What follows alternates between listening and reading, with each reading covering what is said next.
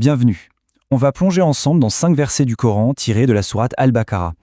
Et ce n'est pas juste une lecture, c'est une sorte de diagnostic spirituel. On va essayer de comprendre les causes et les conséquences profondes du refus de croire. Au cœur de notre discussion, il y a une question essentielle, à la fois simple et incroyablement puissante. Que se passe-t-il lorsque l'envie, une émotion si humaine, vient s'infiltrer et corrompre la foi ? Ces versets nous offrent une perspective vraiment saisissante sur ce conflit intérieur. Pour aborder ce sujet, le Coran utilise une métaphore que tout le monde peut comprendre, une image très parlante, celle d'une transaction commerciale. C'est notre point de départ. Le verset 86 ne perd pas de temps. Il annonce tout de suite la couleur, la conséquence de cette fameuse transaction. Voilà ceux qui échangent la vie présente contre la vie future. Eh bien, leur châtiment ne sera pas allégé et ils ne seront point secourus. Le message est direct, il n'y a pas d'ambiguïté. Alors, décortiquons un peu ce mauvais marché. L'élément central, c'est l'échange, le fait de choisir en toute conscience de sacrifier une récompense éternelle pour des gains immédiats mais éphémères. C'était pas anodin, ça fait directement suite au verset 85 qui parlait de ceux qui prennent une partie du livre et en rejettent une autre juste par intérêt. La conséquence est double. Non seulement le châtiment est inévitable, mais en plus il n'y a aucun espoir d'aide. Le verdict est sans appel. Mais attention, ce comportement n'est pas un cas isolé, loin de là. Le Coran nous montre que tout ça s'inscrit en fait dans un schéma historique bien plus vaste, bien plus profond. Le verset 87, lui, élargit complètement la perspective. On voit défiler une longue lignée de prophètes, de Moïse à Jésus, chacun venant avec des preuves claires. Et pourtant, la même question revient sans cesse. Pourquoi cette réaction systématique d'orgueil, de rejet, dès que le message divin vient bousculer un peu les désirs personnels ? C'est comme une frise chronologique qui se dessine sous nos yeux. De la Torah donnée à Moïse au miracle de Jésus, en passant par tous les autres prophètes, le modèle de la révélation divine est constant. Et malheureusement, le modèle du rejet l'est aussi. Mais alors, d'où vient cette rébellion ? Quelle est sa racine ? Eh bien, le motif est finalement assez simple. Les messages divins entraient en conflit direct avec l'ego, avec les désirs personnels. La réaction, l'arrogance. Et les actions qui en découlent sont extrêmes. On traite les prophètes de menteurs, et parfois même, on va jusqu'à les tuer. Tout ça, ça pose les bases pour comprendre la suite. Et maintenant, voyons comment ce rejet est justifié. Quelle excuse est-ce qu'on avance ? C'est là que ça devient fascinant, parce que le Coran va la démonter pièce par pièce. Le verset 88 nous livre leur excuse, et juste après, la réponse divine, cinglante.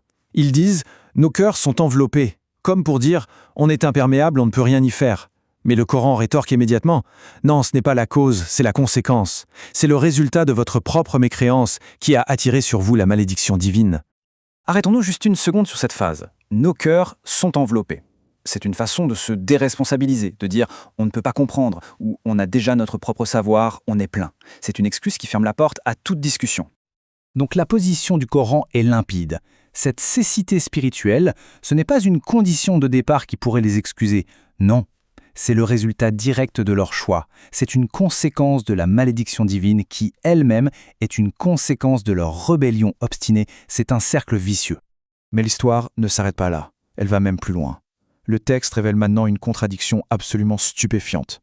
En fait, il s'avère qu'ils connaissaient très bien la vérité qu'ils rejetaient. Ce qui est incroyable ici, c'est que ce verset expose leur connaissance préalable. Il nous dit qu'avant, ils attendaient une révélation. Ils priaient même pour qu'elle arrive, afin de leur donner la victoire. Mais, au moment où cette révélation arrive, et qu'ils la reconnaissent, ils la nient. Le contraste est vraiment saisissant, c'est le jour et la nuit. D'un côté, avant, ils prient pour la venue d'un prophète, espérant son aide.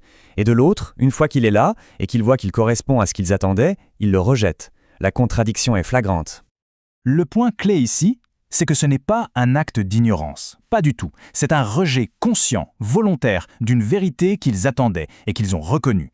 Ils savaient que le Coran confirmait leur propre texte, mais l'orgueil a été plus fort. Et ça leur a valu, encore une fois, la malédiction divine.